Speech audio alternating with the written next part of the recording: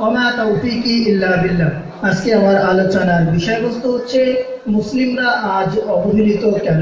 আজকে আলোচনার বিষয়বস্তু হচ্ছে মুসলিমরা আজ অবহেলিত কেন। উক্ত বিষয়টি সংক্ষিপ্ত পরিসরে এক তত্ত্ববহুল আলোচনা করার প্রয়াস করব ইনশাআল্লাহ। ওয়া মা তাওফীকি ইল্লা বিল্লাহ। সম্মানিত উপস্থিতি, মস্তিষ্ক বিগড়িত স্মৃতির দৃশ্য পরে ভেসে ওঠে হযরত হাসান হুসাইন রাদিয়াল্লাহু তাআলা আনহুর পরিকল্পিত হত্যার সেই করুণ দৃশ্য। হযরত হামজা রাদিয়াল্লাহু তাআলা আনহুর কলিজা চাবিয়ে খাওয়ার সেই করুণ দৃশ্য চোখের সামনে ভেসে ওঠে মায়ানমার, আফগানিস্তান, ফিলিস্তিনের করুণ বর্বর দৃশ্য। যেই মুসলিমরা ছিল এক সময় উচ্চ আসনে, সুউচ্চ আসনে তারা আসনিত ছিল, কিন্তু সেই উম্মতে মুহাম্মাদি আজ ইহুদি, খ্রিস্টান, নাসারাদের হাতে মার খাচ্ছে। কিন্তু কেন মুসলিমরা আজ যেই উচ্চ আসনে ছিল সেই উচ্চ আসন থেকে আজ নিচে নামলো কেন? মুসলিমরা আজ অবহেলিত কেন? এই বিষয়ে দু একটি কথা বলে আমি আমার বক্তব্য এগিয়ে টানবো ইনশাআল্লাহ। ওয়া মা তাওফীকি ইল্লা বিল্লাহ। সম্মানিত উপস্থিতি, মুসলিমরা অবহেলিত হওয়ার যে কারণ রয়েছে তার মধ্যে একটি অন্যতম কারণ হচ্ছে মুসলিমরা আজ দলে দলে বিভক্ত হয়ে গেছে। মুসলমানদের মধ্যে কোনো ঐক্যবদ্ধতা নেই। এক সময় হুদাইবিয়ার সন্ধির সময় যখন উসমান রাদিয়াল্লাহু তাআলা আনহুকে হত্যার মিথ্যা একটা গুজব ছড়ালো, তখন সকল সাহাবীগণ রাসূলুল্লাহ সাল্লাল্লাহু আলাইহি ওয়াসাল্লামের হাতে বায়াত গ্রহণ করেছিল শুধুমাত্র ইহুদি, খ্রিস্টান, নাসারাদের সাথে যুদ্ধ করার জন্য।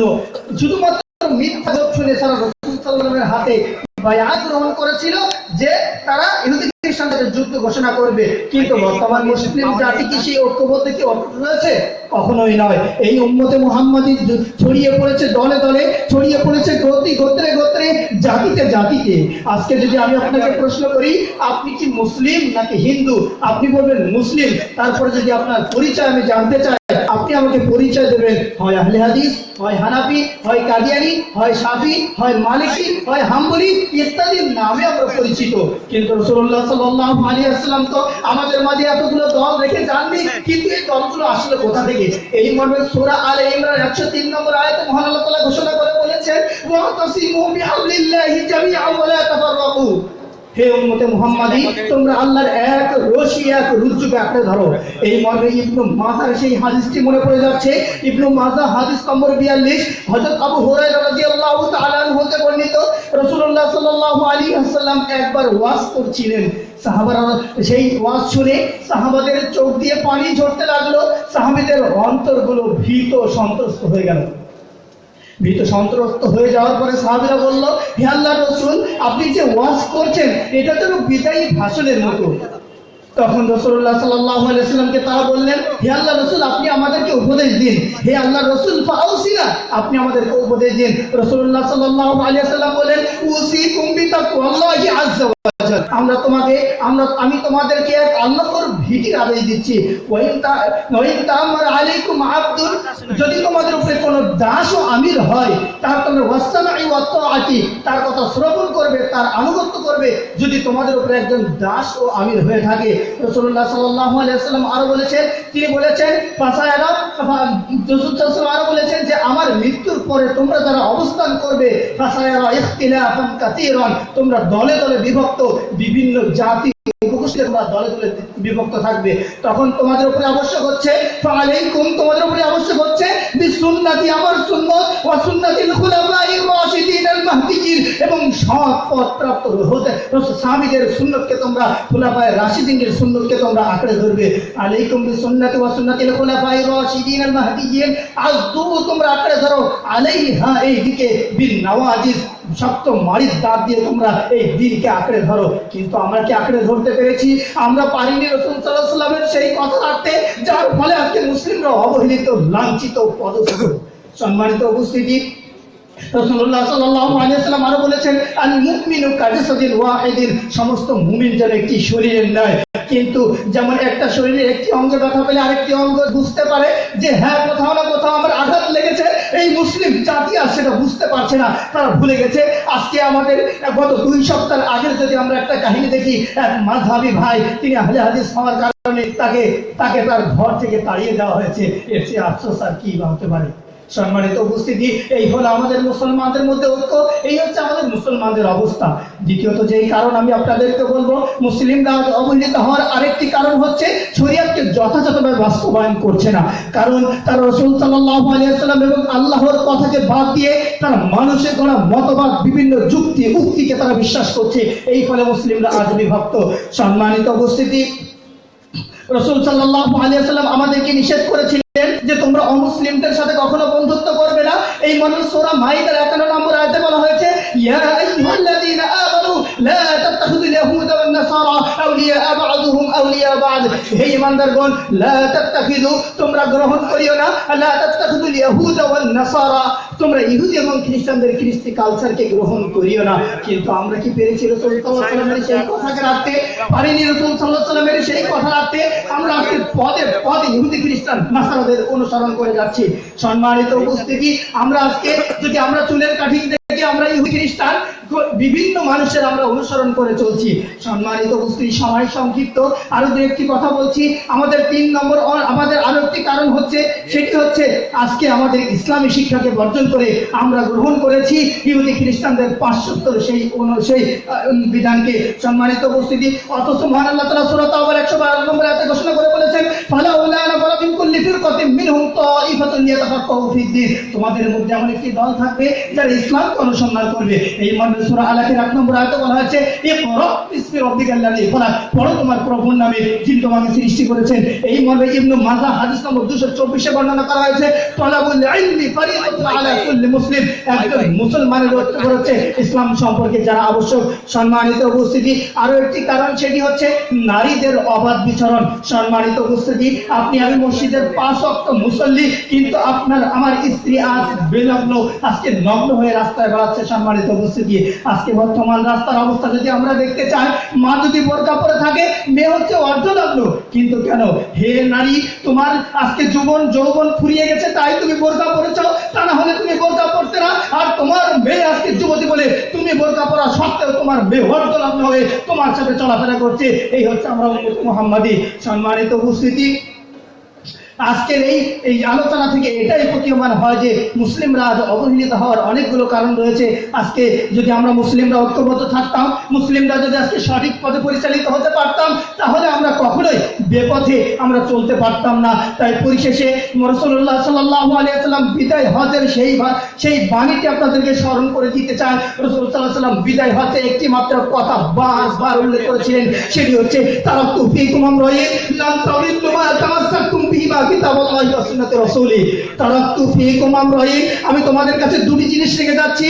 তারাকতু ফীকুম আমরাইন লান তাদিল্লু, কখনো পথভ্রষ্ট হবে না। লান তাদিল্লু আলাইহি তারাকতু ফীকুম আমরাইন লান তাদিল্লু মা তামাসসাকতুম বিহিমা কিতাবাল্লাহি ওয়া সুন্নাতি রাসূলি। এক হচ্ছে আল্লাহর কিতাব এবং এক হচ্ছে রাসূল সাল্লাল্লাহু আলাইহি ওয়াসাল্লামের সুন্নাত। যদি আমরা রাসূল সাল্লাল্লাহু আলাইহি ওয়াসাল্লামের সুন্নাত এবং মহান আল্লাহ তাআলার এই মহাগ্রন্থ আল কোরআনের প্রতি আমরা চলতে পারতাম, তার অনুযায়ী আমরা আমল করতে পারতাম, তাহলেই আমরা এই আজকে মুসলিমরা অবহেলিত, লাঞ্ছিত, অপমানিত হতো না। তাই আপনাদের উপরে আমার সর্বশেষ কথা হচ্ছে, যদি আমরা আবার সেই মুসলমানদের সেই পুরনো ঐতিহ্য ওমর রাদিয়াল্লাহু তাআলা অর্ধজাহান শাসনের সেই যুগ যদি ফিরে যেতে চায়, তাহলে অবশ্যই আমাদেরকে কুরআন এবং সুন্নাহকে আঁকড়ে ধরতে হবে। আল্লাহ সুবহানাহু ওয়া তাআলা আমাদেরকে কুরআন এবং সুন্নাহকে আঁকড়ে ধরে সেই অনুপাতে আমল করার তৌফিক দান করুন। আমিন। ওয়া আখিরু দাওয়ানা আলহামদুলিল্লাহি রাব্বিল আলামিন। আসসালামু আলাইকুম ওয়া রাহমাতুল্লাহি ওয়া বারাকাতুহু।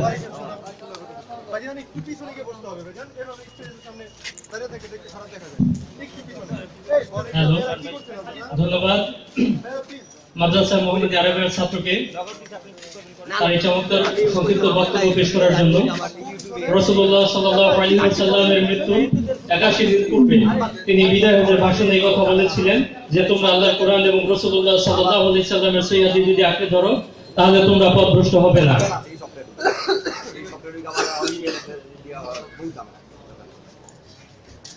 এর পরামর্শ অনুযায়ী জ্ঞানের ঐক্য হবে। আমরা যদি জ্ঞান অর্জন করতে পারি, ওহীর জ্ঞান অর্জন করতে পারি, তাহলে আমাদের জ্ঞানের ঐক্য হবে। সম্মানিত উপস্থিতি, এ পর্যায়ে আমাদের সামনে সংক্ষিপ্ত আলোচনা নিয়ে আসছেন আমাদের আজকের অনুষ্ঠানের সভাপতি। তার অসমাপ্ত আলোচনা সমাপ্ত করবেন ইনশাআল্লাহ।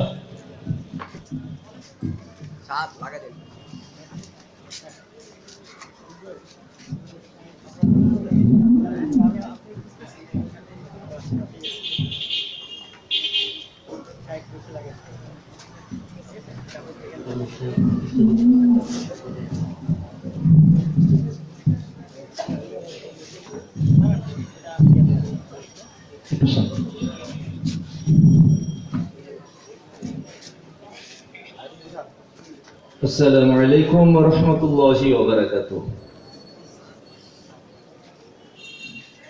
সম্মানিত উপস্থিতি, আলোচনা রাখছিলাম সমগ্র বিশ্বে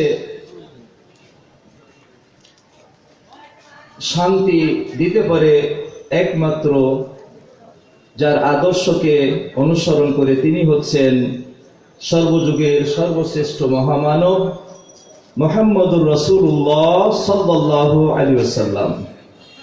এই বিষয় নিয়ে আলোচনা রাখছিলাম যে যার আদর্শের কথা আপনার জীবনের প্রত্যেকটি ক্ষণে ক্ষণে স্মরণ করিয়ে দেওয়া হয়েছে। যার আদর্শ ছাড়া দুনিয়ায় শান্তি হবে না, যার আদর্শ ছাড়া কবরে, হাসরে, পরকালে কোথাও শান্তি পাওয়া যাবে না। তার আদর্শকে উপেক্ষা করলে দুনিয়ার যেমন অশান্তি, পরকালে কঠিন শাস্তির সম্মুখীন হতে হবে যারা তার আদর্শকে অবজ্ঞা করবে। আল্লাহ রাব্বুল আলামিন আমার পঠিত দ্বিতীয় আয়াতে সেই চিত্র তুলে ধরছেন। وَمَن يُشَاقِقِ الرَّسُولَ مِن بَعْدِ مَا تَبَيَّنَ لَهُ الْهُدَى وَيَتَّبِعْ غَيْرَ سَبِيلِ الْمُؤْمِنِينَ نُوَلِّهِ مَا تَوَلَّى وَنُصْلِهِ جَهَنَّمَ وَسَاءَتْ مَصِيرًا وَمَن يُشَاقِقِ الرَّسُولَ مِن بَعْدِ مَا تَبَيَّنَ لَهُ الْهُدَى হেদায়েত প্রকাশিত হওয়ার পরে, হেদায়েত এসে যাওয়ার পরে যারা রাসূলের বিরুদ্ধাচরণ করবে, ওয়ায়াত্তাবি' গায়রা সাবিলিল মুমিনিন, আর অমুসলিমদের পথের অনুসরণ করবে, নুয়াল্লিহি মা তাওয়াল্লা। আল্লাহ রাব্বুল আলামিন বলেন যে তারা যে পথে যেতে চায় আমি সে পথ তাদের সুগম করে দিই, সেই পথেই তাকে পরিচালিত করি। কিন্তু তারা জেনে রাখুক যে নুসলিহি জাহান্নাম, এর রেজাল্ট কি? তাদেরকে আমি জাহান্নামে প্রবিষ্ট করাবো। আর জাহান্নাম কেমন? ওয়াসাআত মাসীরা, যে জাহান্নাম হচ্ছে অত্যন্ত একটি নিকৃষ্ট ঠিকানা। সম্মানিত উপস্থিতি, আজকে সময় রয়েছে, তাই আজকে আমাদের জাতিকে চিন্তা করতে হবে, নইলে কাল কিয়ামতের কোটে ওই জাহান্নামের আগুন অপেক্ষা করছে। সেদিন শত আফসোস করে কোনো কুল পাওয়া যাবে না, সেদিন শত আফসোস করে কোনো লাভ হবে না। আল্লাহ রাব্বুল আলামিন মহাগ্রন্থ আল কোরআনুল কারীমে এইভাবে ঘোষণা করছেন, وَيَعَزُّ الظَّالِمُ عَلَى يَدَيْهِ يَقُولُ يَا لَيْتَنِي اتَّخَذْتُ مَعَ الرَّسُولِ سَبِيلًا يَا وَيْلَتَى لَيْتَنِي لَمْ أَتَّخِذْ فُلَانًا خَلِيلًا। আল্লাহ রাব্বুল আলামিন বলছেন, বিশ্ব নবী মুহাম্মদুর রাসূলুল্লাহ সাল্লাল্লাহু আলাইহি সাল্লামের আদর্শকে উপেক্ষা করার কারণে কাল কিয়ামতের কোটে যখন তাদেরকে দলে দলে ফেরেশতারা পিটাতে জাহান্নামের দিকে নিয়ে যাবে, তখন তারা আফসোস করবে আর নিজের হাত নিজের অজান্তে মুখের মধ্যে দিয়ে কামড় দিবে। আমরা যখন কোনো চিন্তায় পড়ি, নিজের অজান্তে আমার আঙুলটা মুখের মধ্যে দিয়ে কামড় দিই আর চিন্তা করি, তারা আফসোস করতে থাকবে আর নিজের আঙুল কামড় দিতে থাকবে আর বলবে, যদি আমরা কি করতাম, রাসূলের সঙ্গে একটি সম্পর্ক করতাম, তার সাথে যদি একটি পথ ধরে নিতাম, তার পথের প্রতি যদি হয়ে যেতাম। ইয়া ওয়াইলাতা, পরকালে কিয়ামতের দিন জাহান্নামে ধরেছিলাম, অমুক আমি করতে পারতাম, পৃথিবীর এই কঠিন জাহান্নামে আমাকে নিমজ্জিত। উপস্থিতি অন্য ইয়াউমা তুকাল্লাবু উজুহুহুম ফিন্নার, তাদের চেহারাকে যখন জাহান্নামে উলটপালট করা হবে, তাদের মুখমণ্ডলকে, তাদের শরীরকে জাহান্নামের আগুনে যখন বয়েল করা হবে, তারা বলবে যে আমরা কি করেছি, আল্লাহ রাব্বুল আলামিনের কাছে বলবেন ইয়াউমা তুকাল্লাবু ওজুহুম ফিন-নার ইয়াকুলুনা ইয়া লাইতানা আতানা, আমরা কি করেছি যে আমরা রাসূলের পথ পরিত্যাগ করেছি। ইয়াউমা তুকাল্লাবু ওজুহুম ফিন-নার ইয়াকুলু ইয়া ওয়াইলাতানা ইন্না আতানা সাদাতানা ওয়া কুবারানা ফাযাল্লুনা সাবিল। পরিশেষে তারা বলবে যে আমরা রাসূলের আনুগত্য না করার কারণে আজকে জাহান্নামে জ্বলতে হচ্ছে। আমরা তো আনুগত্য করেছিলাম সাদাতানা, অমুক নেতা, ওয়া কুবারানা, অমুক বুজুর্গের, অমুক অলি নেতার আনুগত্য করেছি আর রাসূলের আনুগত্যকে পরিত্যাগ করেছি, যার ফলে আজকে আমাদেরকে এই কঠিন জাহান্নামের আগুনে দাও দাও করে জ্বলতে হচ্ছে। সম্মানিত উপস্থিতি, আমরা সেই মুহাম্মদুর রাসূলুল্লাহ সাল্লাল্লাহু আলাইহি সাল্লামের পথকে আমরা ভুলে গেছি, তার আদর্শকে ছেড়ে দিয়েছি, যার ফলশ্রুতিতে আজকে পৃথিবীর বুকে আমরা নির্যাতিত, নিষ্পেষিত, লাঞ্ছিত, অপমানিত হচ্ছি। আজকে আমাদের রক্ত নিয়ে পৃথিবীর বুকে হোলি খেলা হচ্ছে একটাই কারণ, যে আমরা আমাদের আদর্শ নেতাকে আমরা পরিত্যাগ করেছি। রাসূলের হাদিসের কথা মনে পড়ে গেল। প্রিয় রাসূল বলেছেন যে লা তাত্তাবিউন্না সুনানাল্লাযিনা মিন ক্বাবলিকুম জিরাআন বিজিরাইন। আল্লাহ রাসূল বলেছেন তোমরা অবশ্যই অনুসরণ করবে তোমাদের পূর্বের জাতিদের। সেই অনুসরণটা কেমন হবে? একবারে বিঘত এবং হাতে হাতে, দুই হাত যেমন সমান, তারা যেভাবে অনুসরণ করেছিল তোমরাও তাদেরকে সেইভাবে অনুসরণ করবে, একটু বাকি রাখবে না। তারা যদি গুহি সাপের গর্তে প্রবেশ করে, তোমরাও গুহি সাপের গর্তে প্রবেশ করবে। সাহাবায়ে কেরাম জিজ্ঞেস করলেন, ইয়া রাসূলুল্লাহ, তাদেরকে পূর্ববর্তী জাতি বলতে আপনি কাদেরকে বুঝাচ্ছেন? আল ইয়াহুদ আন নাসারা, এরা কি ইহুদি এবং নাসারা? রাসূল বললেন, ফামান, এরা ছাড়া আবার কে? অর্থাৎ আমরা নিজেকে পরিচয় দিই মুসলিম, কিন্তু আমার চলনে, বলনে, কথনে, বিয়েতে, শাদীতে, জন্মে, মৃত্যুতে, দিবস পালনে আমরা পুরো দস্তুর খ্রিস্টান বনে গেছি। কেউ ইহুদি আর কেউ খ্রিস্টান আর কেউ শিখবাদীদেরকে আমরা অনুসরণ করা শুরু করে দিয়েছি। এটা আল্লাহ রাব্বুল আলামিন তিনি বলে দিয়েছেন। অথচ বারবার একটি কথা বলেছেন, যে আমার পূর্বের বক্তা বলছিলেন লা তাত্তাখিদুল ইয়াহুদা ওয়ান নাসারা, খবরদার ইহুদি নাসারাদেরকে তুমি বন্ধু বানাবে না। পৃথিবীর বুকে মুসলমানদের দুশমন হচ্ছে চার কোয়ালিটি, চার রকমের। প্রথম দুশমন হচ্ছে ইবলিস, ইন্নাহু লাকুম আদুব্বুম মুবিন। শয়তান হচ্ছে মুমিনদের জন্য সবচেয়ে বড় শত্রু। দুই নম্বর শত্রু হচ্ছে ইহুদি এবং খ্রিস্টান, এরা হচ্ছে মুসলমানদের সবচেয়ে মারাত্মক শত্রু। তিন নম্বর শত্রু হচ্ছে শিরকবাদী শক্তি, এরা মুসলমান মুমিনদের জন্য মারাত্মক শত্রু। আর চার নম্বর শত্রু হচ্ছে মুসলমান নামধারী, মাথায় টুপি, মুখে দাড়ি রেখে যারা ইসলামের সঙ্গে মুনাফিকি করে, মুখে বলে ইসলামের কথা আর অন্তরে ইসলাম বিদ্বেষীদের ইসলাম বিদ্বেষ রয়ে যায়, এরা হচ্ছে মুনাফিক। আল্লাহ রাব্বুল আলামিন বললেন মুমিনদের শত্রু হচ্ছে চার রকমের। এদের কাজ হলো আল্লাহ যা বলবেন তার উল্টাটা আপনাকে তা করাবে তারা। আজকে আমরা প্রত্যেক জায়গাতে আমরা বিজাতীয় অনুকরণে অভ্যস্ত হয়ে গেছি। ওয়ায়াত্তাবি'ু গায়রা সাবিলিল মুমিনিন। আল্লাহ রাব্বুল আলামিন কেন বললেন কথাটা? আমার জন্মতে আমি হয় ইহুদি না হয় খ্রিস্টান আর না হয় শিখবাদী। কারণ আজকে আমার জন্ম হলো, আমার ছেলের জন্ম হলো, তার জন্ম দিবস আমরা পালন শুরু করে দিই। এই জন্ম দিবস পালন করা, কেক কাটা এবং প্রতি বছরের জন্য একটা করে মোমবাতি জ্বালানো বা মঙ্গল প্রদীপ জ্বালানো। মঙ্গল প্রদীপ পর্যন্ত এখন জ্বালানো হচ্ছে। যে মঙ্গল প্রদীপ কেন?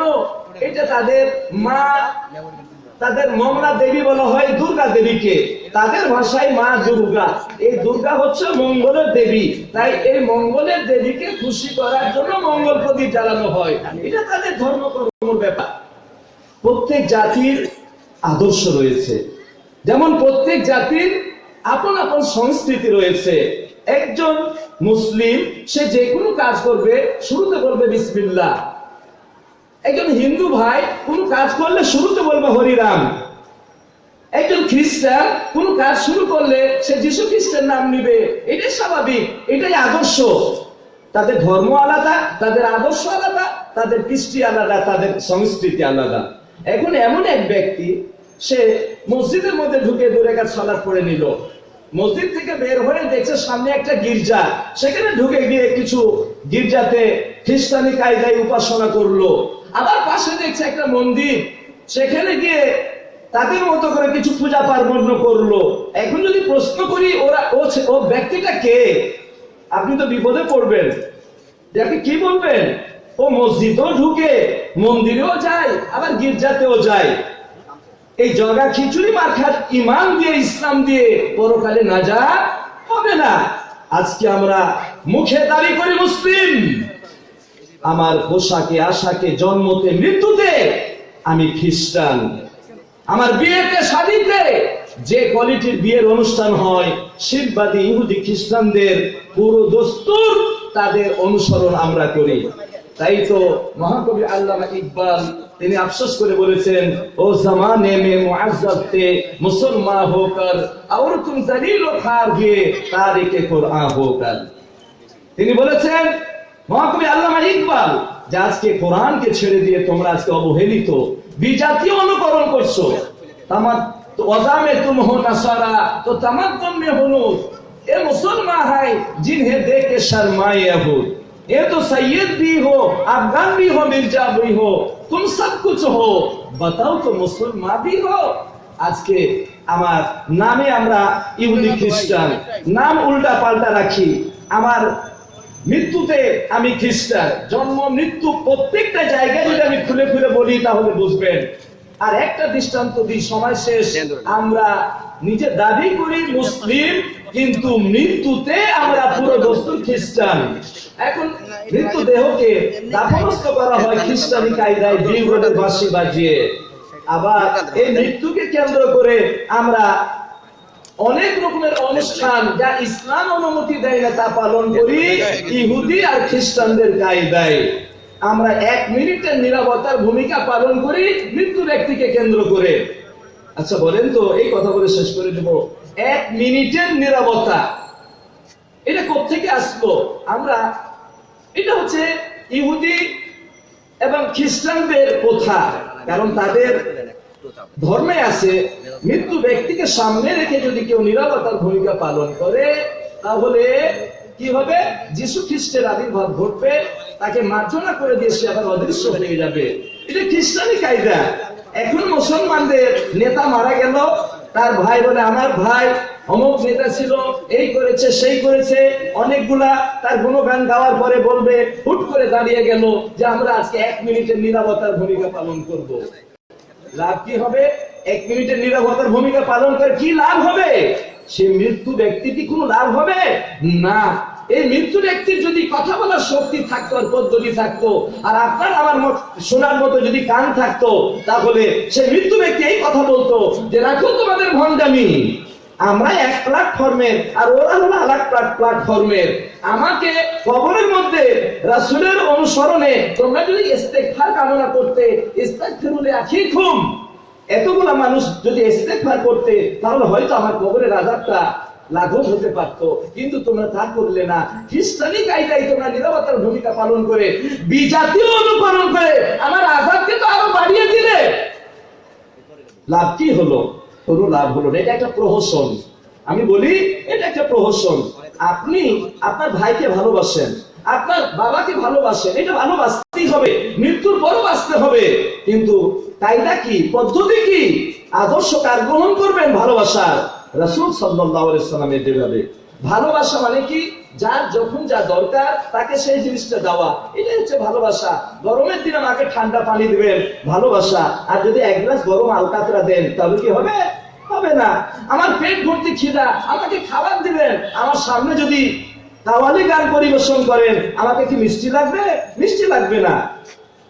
এক বন্ধুকে ছিনতাইকারী ধরে পিটাচ্ছে, তার পকেটে যা আছে সব নিয়ে নিচ্ছে। তার আরেক বন্ধু হাজির হয়ে গেছে, খুব ভালো বন্ধু।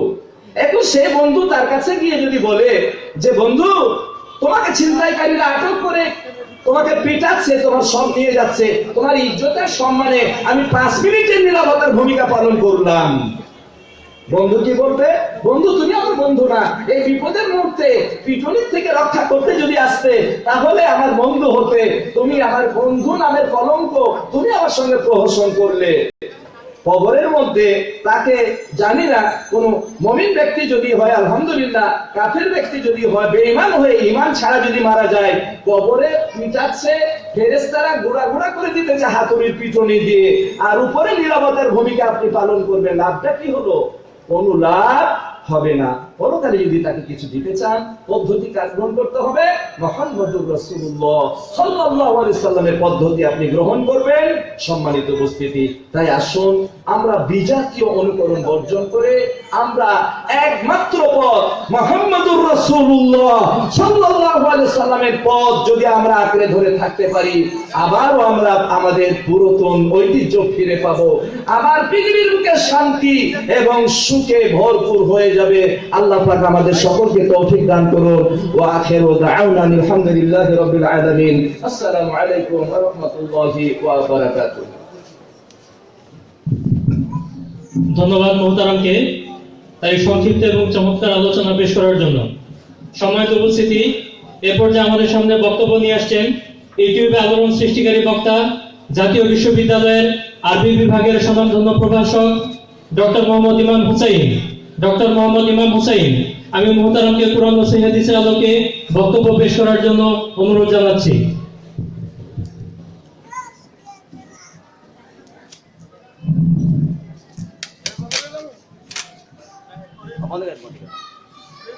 আপনারা চাপ দিলেন না, আপনি চাপ দিলেন না, এত বোকার মতো কাজ করেন। আইকিউ নেই, আইকিউ নেই। এই যে সাথে দিলে ব্যাটারি ব্যাটারি চাপ দিলেন, আপনি তো অনেকক্ষণ ছিলেন, আপনি কত ছিলেন না, 2 ঘন্টা চাপ দিলেন। এইটা অল্প চাপ লাগায় রাখতে হবে, চাপটা দিয়ে বাদ দিলেন না।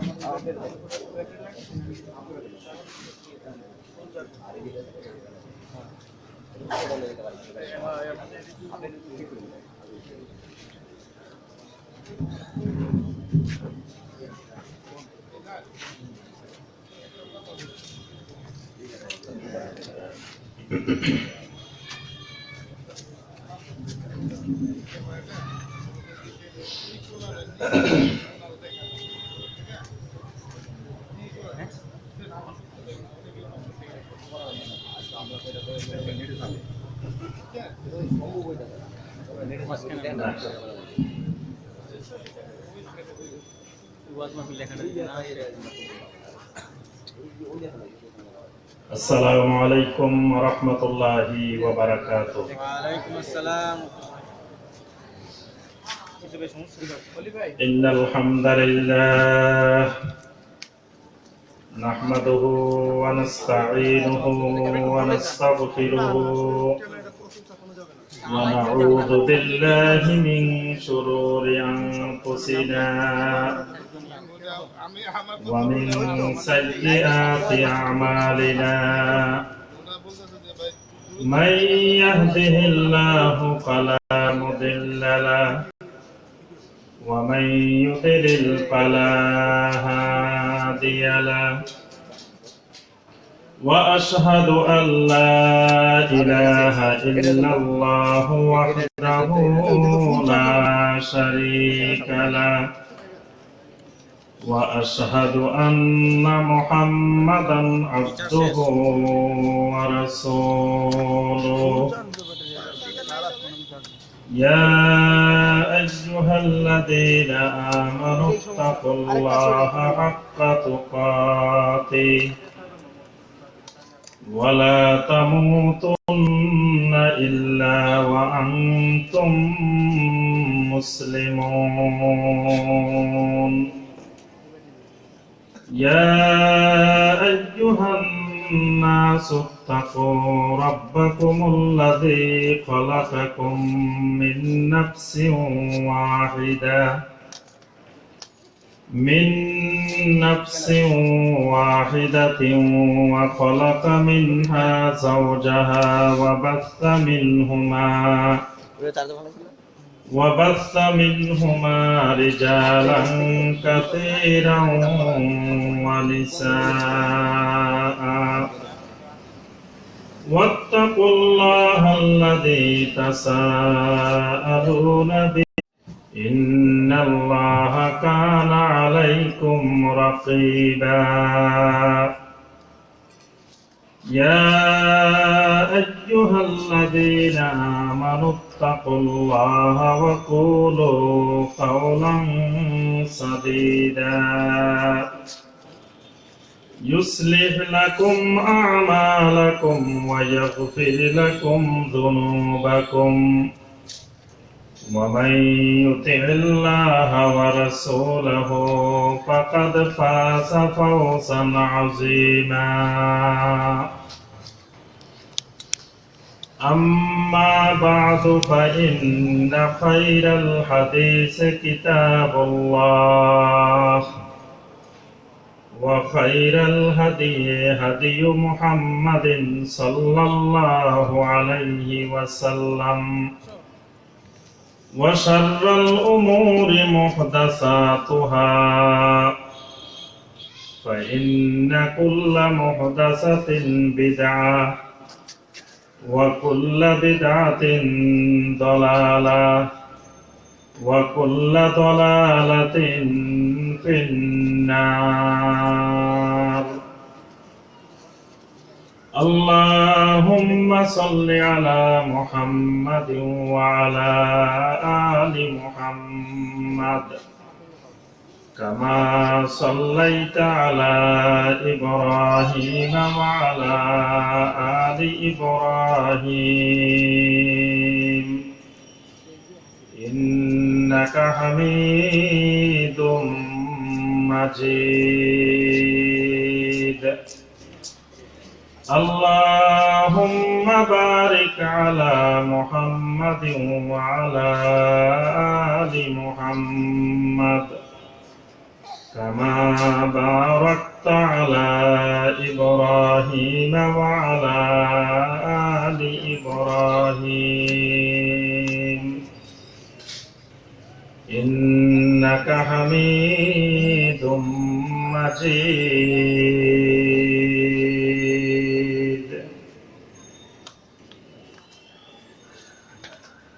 ইসলামকে জানুন লাইব্রেরির উদ্যোগে আয়োজিত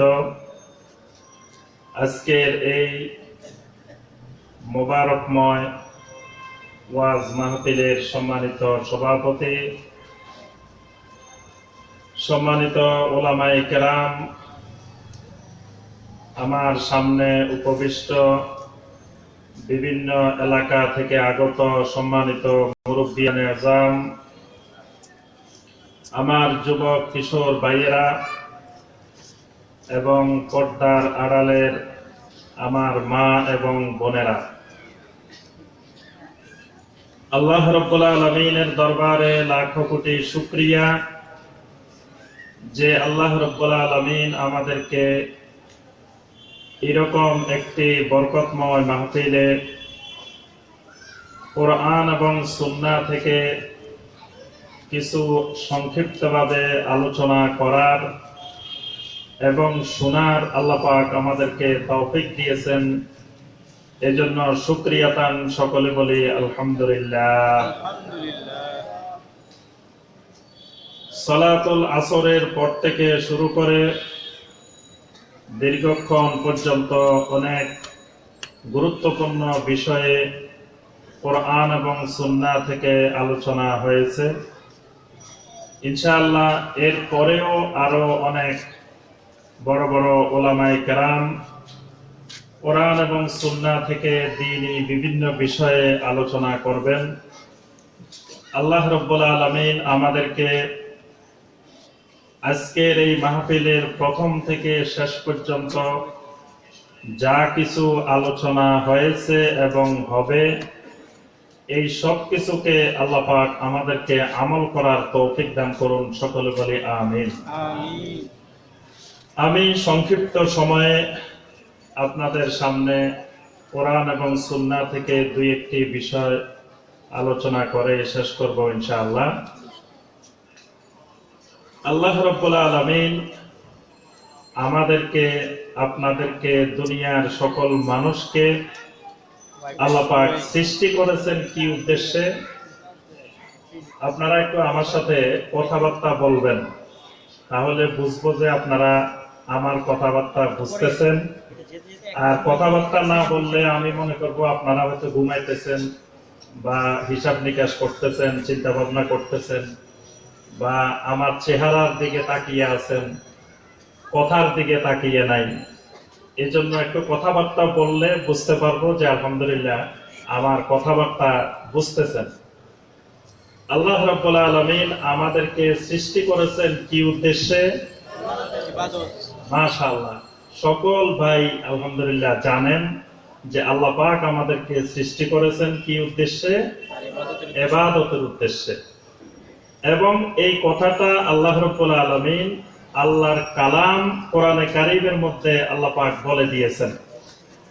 সূরা আয-যারিয়াতের ৫৬ নম্বর আয়াত আল্লাহ পাক বলছেন, ওয়ামা খালাকতুল জিন্না ওয়াল ইনসা ইল্লা লিয়াবুদুন। ওয়ামা খালাকতুল জিন্না ওয়াল ইনসা ইল্লা লিয়াবুদুন।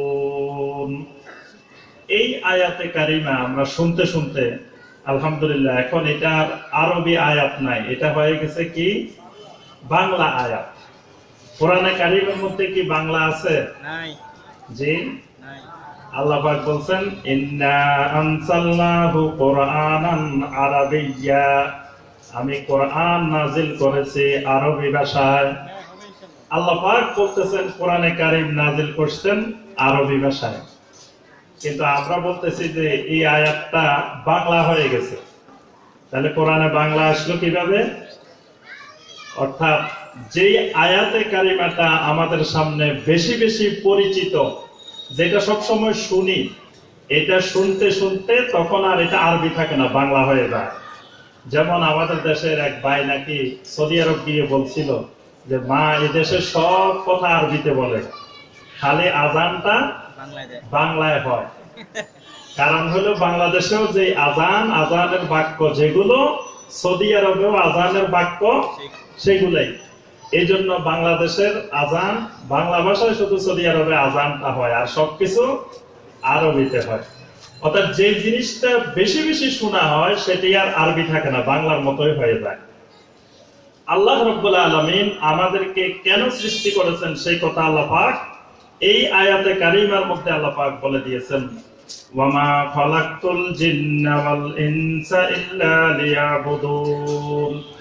আল্লাহ রাব্বুল আলামিন ইরশাদ করেন, আমি পৃথিবীতে মানুষ এবং জিন এই দুটি জাতিকে সৃষ্টি করেছি ইল্লা লিয়াবুদুন, শুধুমাত্র আমি আল্লাহর ইবাদতের উদ্দেশ্যে। সুবহানাল্লাহ, সুবহানাল্লাহ বলবেন না? সুবহানাল্লাহ। ইবাদতের উদ্দেশ্যে সৃষ্টি করছে, এই জন্য অখুশি না খুশি? খুশি। যিনি কাজের লোক তিনি কাজ করলে খুশি, যিনি কাজের লোক না, আকামের লোক। আকামের লোক বুঝেন? এটা মাঝে মাঝে কিছু আঞ্চলিক ভাষার কথা বললে বোঝার চেষ্টা করবেন। অনেক এলাকায় বলে যে লোক এটা আকামের লোক। আকামের লোক মানে কোনো কাজ জানে না, কাজ করে না, শুধু ফাঁকিবাজি করে।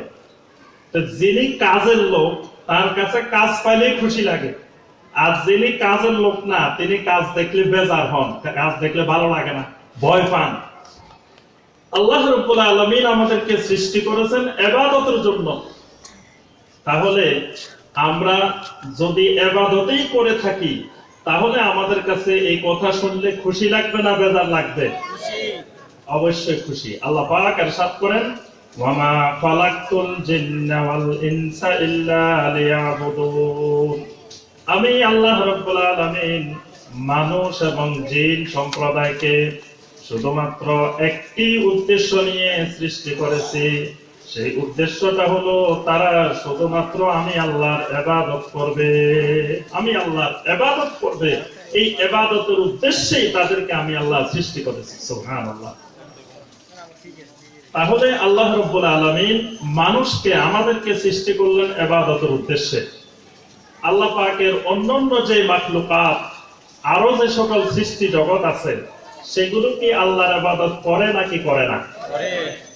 তা আল্লাহ তো সেগুলো ইবাদতের জন্য তৈরি করেন নাই। আল্লাহ রাব্বুল আলামিন কি গাছপালা পশু পাখি এগুলো কি আল্লাহর ইবাদতের জন্য তৈরি করছেন? কিন্তু সেগুলো আল্লাহর ইবাদত করে কি করে না? করে। আল্লাহ রাব্বুল আলামিন মানুষ এবং জিনকে সৃষ্টি করেছেন আল্লাহ সুবহানাহু ওয়া তাআলার ইবাদতের জন্য, আর সমস্ত মাখলুকাতকে আল্লাহ পাক সৃষ্টি করেছেন মানব জাতির সেবা করার জন্য। কিন্তু মানব জাতির সেবা করতে পারে এই খুশিতে আল্লাহ তাদেরকে মানব জাতির খেদমতের জন্য সৃষ্টি করেছেন, এই খুশিতে তারা আল্লাহর ইবাদত করে। সুবহানাল্লাহ। এজন্য আল্লাহ পাক কোরআনে কারিমে অসংখ্য মাখলুকাতের আল্লাহর ইবাদতের কথা আল্লাহ পাক উল্লেখ করেছেন। হুদায়বিয়ার সন্ধির সময়, হুদায়বিয়ার সন্ধি কত হিজরিতে? 6 হিজরিতে। 6 হিজরিতে যখন হুদায়বিয়ার সন্ধি হয় তখন মুসলিমদের পক্ষ থেকে ছিলেন আলী রাদিয়াল্লাহু তাআলা, আর মুশরিকদের পক্ষ থেকে কাফেরদের পক্ষ থেকে ছিল কে? তার নাম হলো সুহাইল।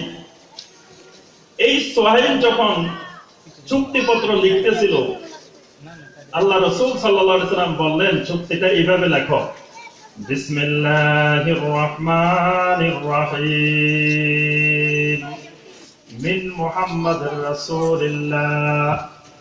প্রথমে শুরু করো চুক্তিনামার শুরুতে বিসমিল্লাহির রহমানির রহিম। কিন্তু আরবের লোকেরা রাহিম নামের সাথে পরিচয় ছিল, কিন্তু রহমান নামের সাথে তারা পরিচয় ছিল না। সোহাইল সাথে সাথে বলে উঠলো, আমার রহমান। রহমান তা আবার কে? রহমান তো আমরা চিনি না। আল্লাহ রাব্বুল আলামিন সূরা আর রহমান নামে একটা সূরা নাযিল করেছেন। এই সূরা নাযিল করে আল্লাহ রাব্বুল আলামিন রহমান নামের পরিচয় আল্লাহ পাক জানিয়ে দিয়েছেন। আল্লাহ রাব্বুল আলামিন ইরশাদ করেন, আর রহমানু আল্লামাল কোরআন খালাকাল ইনসানা আল্লামাহুল বায়ান আশ-শামসু ওয়াল কামারু বিহুসবান ওয়ান নাজমু ওয়াশ-শাজারু ইয়াসজুদান। আল্লাহ রাব্বুল আলামিন দুনিয়ার মানুষদেরকে জানিয়ে দিলেন, ও দুনিয়ার মানুষ, রহমান ছিল না, রহমানকে জানো না, শুনে নাও, জেনে নাও। আর রহমান আল্লামাল কোরআন।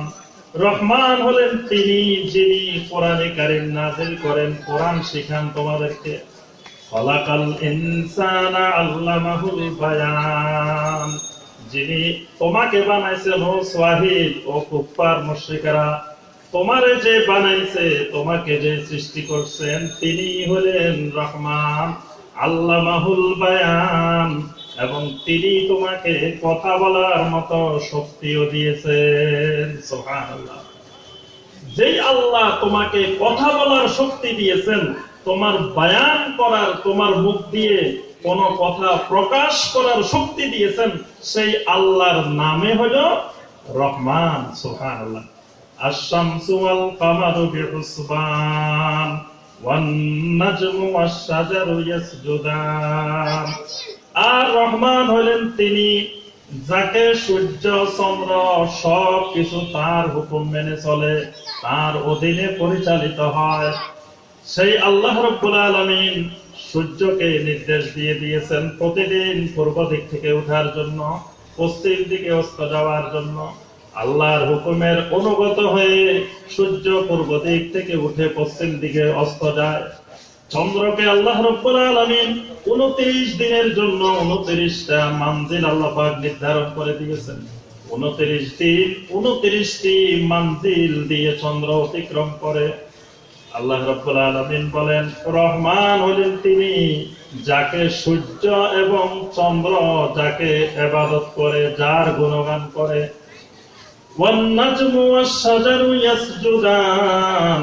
আর বান্দা জেনে রাখো, রহমান তো তিনি যাকে আকাশের তারকারাজি যে আল্লাহ রাব্বুল আলামিনকে সেজদা করে। সুবহানাল্লাহ। ওয়াশ-শাজারু ইয়াসজুদান, এবং গাছপালা যে আল্লাহকে সিজদা করে, যে আল্লাহর ইবাদত করে। সুবহানাল্লাহ।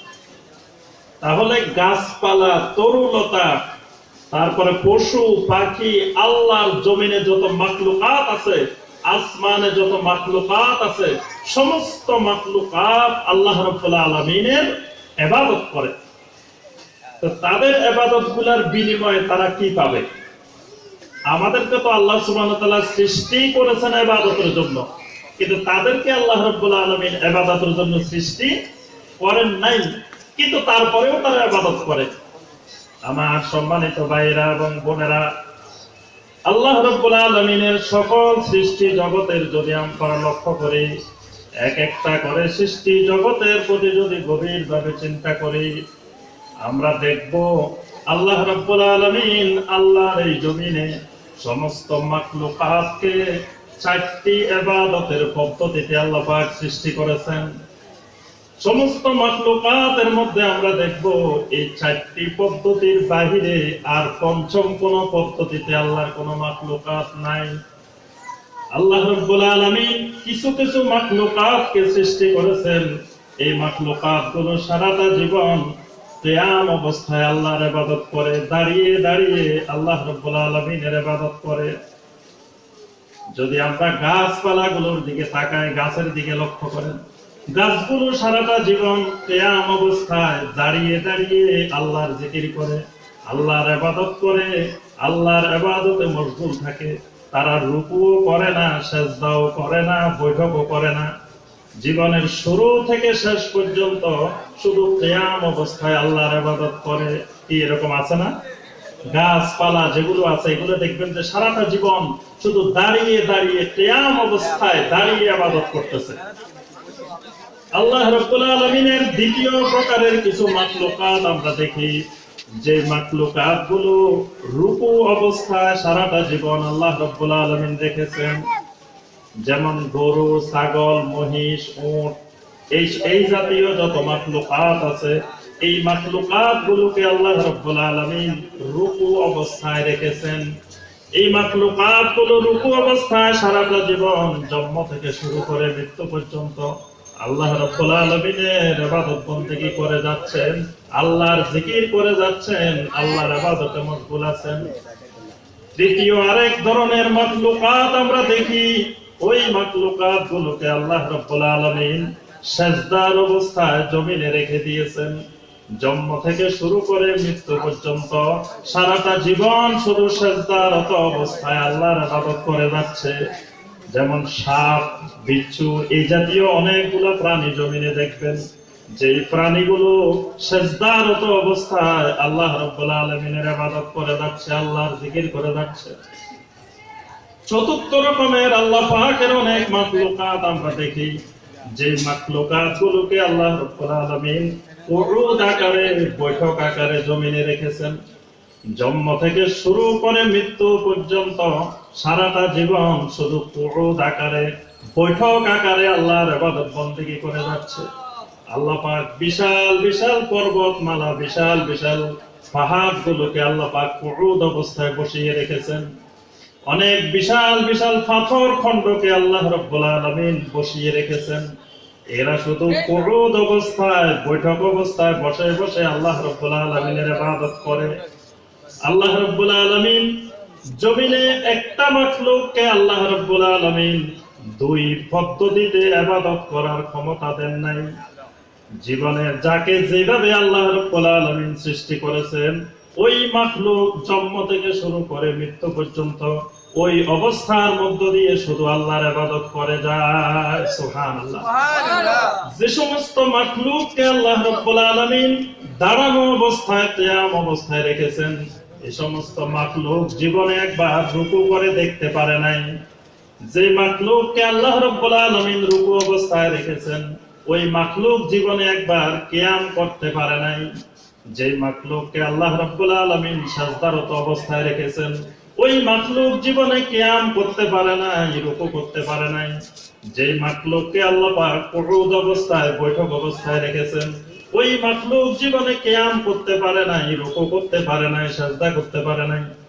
কিন্তু আল্লাহ রাব্বুল আলামিন আল্লাহর এই জমিনে একটি মাত্র মাখলুককে আল্লাহ পাক সৃষ্টি করেছেন, যে মাখলুকটা দাঁড়িয়ে দাঁড়িয়ে কিয়াম অবস্থায় আল্লাহর ইবাদত করতে পারে, যে মাখলুক রুকু অবস্থায় ঝুঁকে ঝুঁকে আল্লাহর ইবাদত করতে পারে, যে মাখলুক সিজদা অবস্থায় আল্লাহর ইবাদত করতে পারে, যে মাখলুক বসে বসেও আল্লাহর ইবাদত করতে পারে। সুবহানাল্লাহ। সেই মাখলুকটার নাম কি? সুবহানাল্লাহ। সবাই জানে গেছে। সেই মাখলুকটা একমাত্র মানুষ, যেই মানুষ আল্লাহ পাক মানুষকে প্রতিটি অংশে অংশে জোড়া দিয়ে দিয়ে জোড়া লাগিয়ে লাগিয়ে তৈরি করছেন। এই জোড়াগুলা যদি না দিতেন তো সারা জীবন শুধু দাঁড়াই ইবাদত করতে হইতো, রুকু করা যেত না। যদি এগুলো যদি জোড়াগুলা না থাকতো আমাদের শরীরে এইভাবে ভাঙ্গা ভাঙ্গা জোড়া, তাহলে সারা জীবন দাঁড়াই শুধু ইবাদত করতে হইতো, জীবনে রুকু করার সৌভাগ্য হইতো না, আবার সিজদা করার সৌভাগ্য হইতো না, বৈঠক করার সৌভাগ্য হতো না। আল্লাহ রাব্বুল আলামিন মানুষের মাথা থেকে শুরু করে পা পর্যন্ত পুরাটা শরীরকে আল্লাহ রাব্বুল আলামিন বানিয়েছেন কিসের জন্য? ইবাদতের জন্য। আল্লাহ রাব্বুল আলামিনের জন্য কোরআনে কারিমে যত জায়গায় মানুষদেরকে ইবাদতের সম্বোধন করেছেন, ইবাদতের জন্য আহ্বান করেছেন, সাথে সাথে আল্লাহ রাব্বুল আলামিন মানুষদেরকে তার সৃষ্টির গঠনটা সম্পর্কে আল্লাহ পাক স্মরণ করিয়ে দিয়েছেন। আল্লাহ রাব্বুল আলামিন দুনিয়ার মানুষদেরকে লক্ষ্য করে বলেন, ইয়া আইয়ুহান নাস উ'বুদু রাব্বাকুমুল্লাযী খালাকাকুম ওয়াল্লাযীনা মিন ক্বাবলিকুম লাআল্লাকুম তাত্তাকুন। আল্লাহ রাব্বুল আলামিন দুনিয়ার সকল মানুষকে সম্বোধন করে বলেন, ইয়া আইয়ুহান নাস, হে দুনিয়ার সমস্ত মানুষেরা, উ'বুদু রাব্বাকুম, তোমরা তোমাদের সেই রবের গোলামি করো, সেই রবের ইবাদত করো, আল্লাযী খালাকাকুম, যিনি তোমাদেরকে সৃষ্টি করেছেন, যিনি তোমাদেরকে বানাইছেন। আল্লাহু আকবার। তাহলে বানানোর সাথে সম্পর্ক কিসের? ইবাদতের। এজন্য আল্লাহ বলেন, উ'বুদু রাব্বাকুম, তোমাদের সেই রবের ইবাদত করো, আল্লাযী খালাকাকুম, যিনি তোমাদেরকে বানাইছেন। তোমাদের শরীরটাকে আল্লাহ রাব্বুল আলামিন মাথা থেকে শুরু করে পা পর্যন্ত পুরা শরীরটাকে ইবাদতের উপযোগী করে আল্লাহ রাব্বুল আলামিন বানাইছেন। আমরা যদি হাতের দিকে লক্ষ্য করে দেখি, আল্লাহ রাব্বুল আলামিন প্রত্যেকটা আঙ্গুলের মধ্যে 4টা করে আপনার তাসবিহ গণনার জন্য অংশ দিয়ে দিয়েছেন। আল্লাহ রাব্বুল আলামিন আঙ্গুলগুলোকে সোজা করে কোনো প্রকারের চিহ্ন ছাড়া, গণনার ইঙ্গিত ছাড়া আল্লাহ পাক সোজা করে বানাইতে পারতেন, কিন্তু বান্দা যাতে হাতের মধ্যে তাসবিহ গণনা করতে পারে, আল্লাহ রাব্বুল আলামিন গণনার হিসাব বান্দার হাতের সাথেই দিয়ে দিয়েছেন। বান্দা যাতে ইবাদত বন্দেগীর জন্য তার কোন সময়ে কোন সালাত আদায় করবে, কোন সময়ে কোন সিয়াম পালন করবে, তার রুকুর মধ্যে কি পড়বে, দাঁড়ানোর মধ্যে কি পড়বে, সিজদার মধ্যে কি পড়বে, এই যাবতীয় ইবাদতের বিষয়গুলো যেন তার মাথার মধ্যে সংরক্ষিত থাকে। আল্লাহ রাব্বুল আলামিন মহা বিস্ময়কর এক ব্রেন আল্লাহ পাক বান্দাকে দিয়েছেন। এই ব্রেনের উদ্দেশ্য হলো আল্লাহর ইবাদতের উদ্দেশ্যে। সুবহানাল্লাহ।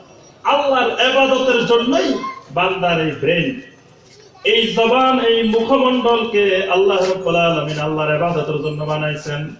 আল্লাহর এ দেওয়াই জবান দিয়ে, এই মুখমণ্ডল দিয়ে, এই মুখ দিয়ে আল্লাহর জিকির বের হবে, আল্লাহর তাসবিহ বের হবে, আল্লাহর ইবাদতের শব্দগুলো, বাক্যগুলো বের হবে। এই জন্য আল্লাহ রাব্বুল আলামিন এই মুখমণ্ডল সৃষ্টি করেছেন। এভাবে একটা একটা করে শরীরের সমস্ত অঙ্গ প্রত্যঙ্গ যদি আমরা গণনা করি, মাথা থেকে শুরু করে পায়ের নখ পর্যন্ত, আঙ্গুল পর্যন্ত পুরোটা শরীরকে আল্লাহ রাব্বুল আলামিন একমাত্র আল্লাহর ইবাদতের উপযোগী করে বানিয়েছেন। সুবহানাল্লাহ।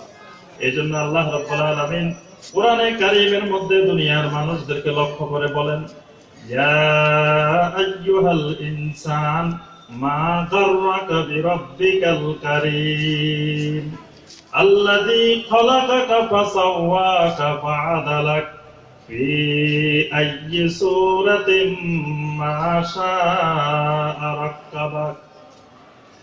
আল্লাহ রাব্বুল আলামিন দুনিয়ার মানুষদেরকে ডেকে বলেন, ও মানুষ, ইয়া আইয়ুহাল ইনসান, ও দুনিয়ার মানুষ, মা গাররাকা বিরাব্বিকাল কারীম, কোন জিনিস তোমাকে তোমার রবের সম্পর্কে, তোমার খালেক সম্পর্কে, তোমার মালিক সম্পর্কে তোমাকে ধোঁকার মধ্যে ফেলে দিয়েছে? কোন জিনিস তোমার মাবুদের ইবাদতকে তোমাকে ভুলিয়ে দিয়েছে? আল্লাযী খালাকাকা ফাসাওয়াকা, যেই মালিক, যে আল্লাহ রাব্বুল আলামিন তোমাকে সৃষ্টি করেছেন এবং তোমার সৃষ্টির মধ্যে একটা সুন্দর গঠন যিনি দিয়েছেন। সুবহানাল্লাহ। তোমার সৃষ্টির মধ্যে একটা সুন্দর করে সুবিন্যস্ত করেছেন। সুবিন্যস্তটা কত সুন্দর! বান্দার নাকটা কোথায় থাকা দরকার আল্লাহ পাক সেখানে নাকটাকে সেটিং করেছেন। নাকটা যদি আল্লাহ পাক সামনের দিকে না দিয়ে পিছনের দিকে দিতেন, মুখটা যদি আল্লাহ পাক এখানে না দিয়ে ডান দিকে দিতেন, আল্লাহ রাব্বুল আলামিন চোখ দুইটা যদি দুই দিকে দিতেন, তাহলে একজন মানুষের চেহারাটা, একজন মানুষের শরীরটা কেমন দেখা যেত?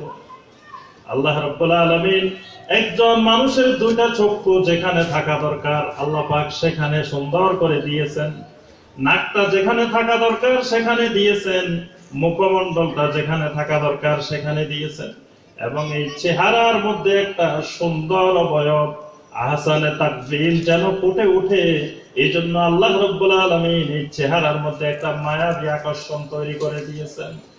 আল্লাহ রাব্বুল আলামিন এত সুন্দর গঠন, এত সুন্দর আকৃতি দেওয়ার পরে আল্লাহ পাক বলেন, বান্দারে, কোন জিনিস তোমাকে আমি আল্লাহ থেকে জুদা করে রেখেছে? আমি আল্লাহ থেকে তোমাকে আলাদা করে রেখেছে। আমি আল্লাহ, যে আল্লাহ এত সুন্দর করে বানাইলাম, সেই আল্লাহর দেওয়া শরীরটার দিকে তাকাইলেও তো অটোমেটিক তোমার শরীরটা আমি আল্লাহর জন্য সেজদায় পড়ে যায়। আল্লাহর একজন বান্দা যদি শুধু নিজের শরীরের দিকে তাকায়, নিজের শরীরের একটা অঙ্গ প্রত্যঙ্গের দিকে তাকায়, আল্লাহর এই বান্দা নামাজ না পড়ে, আল্লাহর ইবাদত না করে, আল্লাহর এই বান্দা থাকতে পারে না। কিন্তু আমার ভাইয়েরা এবং বোনেরা, অত্যন্ত আফসোসের বিষয়, আল্লাহর দেওয়া এই শরীর আমরা প্রতিনিয়ত ব্যবহার করে, আল্লাহর দেওয়া এই শরীর কাজে লাগিয়ে, আল্লাহর ইবাদতের ক্ষেত্রে কাজে না লাগিয়ে আল্লাহর নাফরমানের ক্ষেত্রে কাজে লাগে। আল্লাহর দেওয়াই জবান দিয়ে, আল্লাহর দেওয়াই মুখ দিয়ে আল্লাহর জিকির উচ্চারণ না করে সুবহানাল্লাহ আলহামদুলিল্লাহ ওয়ালা ইলাহা ইল্লাল্লাহ আল্লাহু আকবার সুবহানাল্লাহি ওয়া বিহামদিহি সুবহানাল্লাহিল আযীম, আল্লাহর দেওয়া সুন্দর সুন্দর জিকিরগুলো উচ্চারণ না করে, আল্লাহর দেওয়াই জবান দিয়ে মানুষকে গালিগালাজ করি, মানুষকে মিথ্যা কথা বলি, মানুষের সাথে ধোঁকাবাজি করি, প্রতারণা করি।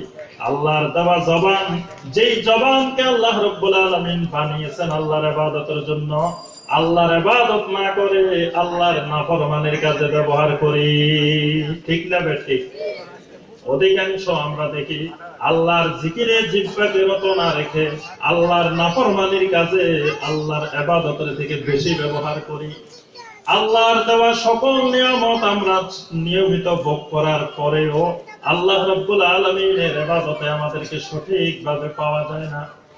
আমার সম্মানিত ভাইয়েরা এবং বোনেরা, আল্লাহ রাব্বুল আলামিনের এই ইবাদত কিভাবে করতে হবে, আল্লাহর ইবাদতের নিয়ম কি হবে, পদ্ধতি কি হবে, আল্লাহ পাক বানাইলেন ইবাদতের জন্য, আল্লাহর বান্দা ইবাদতটা কেমন ভাবে করবে, এটা শেখানোর জন্য আল্লাহ রাব্বুল আলামিন যুগে যুগে আল্লাহর অসংখ্য নবী এবং রাসূল আল্লাহর এই জমিনে পাঠিয়েছেন। সুবহানাল্লাহ। আল্লাহর নবী রাসূলেরা আল্লাহর জমিনে সবচেয়ে বড় নিয়ামত। আম্বিয়া আলাইহিমুস সালামের মতো নিয়ামত আল্লাহর জমিনে দ্বিতীয় আর কিছু আছে? এজন্য আমরা সূরা আল ফাতিহার মধ্যে সব সময় আল্লাহর কাছে কি দোয়া করি? সিরাতাল্লাযীনা আন'আমতা আলাইহিম, রব্বুল আলামিন আমাদেরকে ওই রাস্তাটা দেখাও যেই রাস্তায় চলার কারণে তোমার বান্দারা তোমার পক্ষ থেকে নিয়ামত পাইছেন। সুবহানাল্লাহ। এই নিয়ামত পাওয়া মানুষগুলো কোনগুলা? দুনিয়ার মানুষ কেউ কেউ অনেক সম্পদের মালিক, অনেক সম্পদ পেয়ে মনে করে আমি আল্লাহর বিশাল নেয়ামত পাইছি, বিশাল সম্পদের মালিক হয়েছি, আল্লাহ আমাকে খুব ভালোবাসে, এজন্য আল্লাহ আমার এত সম্পদ দিছে, এরকম মনে করে না অনেকে। আবার অনেকে অনেক সুন্দর সুঠাম দেহের অধিকারী, বলে যে আল্লাহ আমাকে কত ভালোবাসে, কত মহব্বত করে, আল্লাহ আমার সুন্দর একটা চেহারা দিছেন, সুন্দর একটা শরীর দিছেন, আল্লাহর কত বড় নেয়ামত দিছেন। আবার কেউ কেউ মনে করে আল্লাহ রাব্বুল আলামিন আমাকে এত মহব্বত করেন, আল্লাহ পাক কিছু ক্ষমতা দিছেন, আল্লাহ আমাকে কিছু পাওয়ার দিছেন, আল্লাহর বিরাট নেয়ামত আমাকে দিছেন। এক একজন এক এক জিনিসকে বিশাল বিশাল নেয়ামত মনে করে। আল্লাহ রাব্বুল আলামিন ওই নেয়ামত পাওয়া মানুষের সংজ্ঞা কোরআনে কারিমে আল্লাহ এইভাবে দিয়েছেন, وَمَن يُطِعِ اللَّهَ وَالرَّسُولَ فَأُولَٰئِكَ مَعَ الَّذِينَ أَنْعَمَ اللَّهُ عَلَيْهِم مِّنَ النَّبِيِّينَ وَالصِّدِّيقِينَ وَالشُّهَدَاءِ وَالصَّالِحِينَ। আল্লাহ রাব্বুল আলামিন বলেন, জেনে নাও নিয়ামত প্রাপ্ত মানুষ কোনগুলা। নিয়ামত প্রাপ্ত মানুষ হলো 4 ধরনের মানুষ। এক নম্বরে হলো মিনান নাবিয়্যিন, আম্বিয়া আলাইহিমুস সালাম হলেন 1 নম্বরের নিয়ামত প্রাপ্ত মানুষ। সুবহানাল্লাহ। অথচ আল্লাহর জমিনে 2-1 জন নবী ছাড়া বাকি সব নবীরাই ছিলেন গরিব। কি নবীরা কি পৃথিবীর সবচেয়ে ধনী মানুষ ছিলেন? নবীরা আম্বিয়া আলাইহিমুস সালাম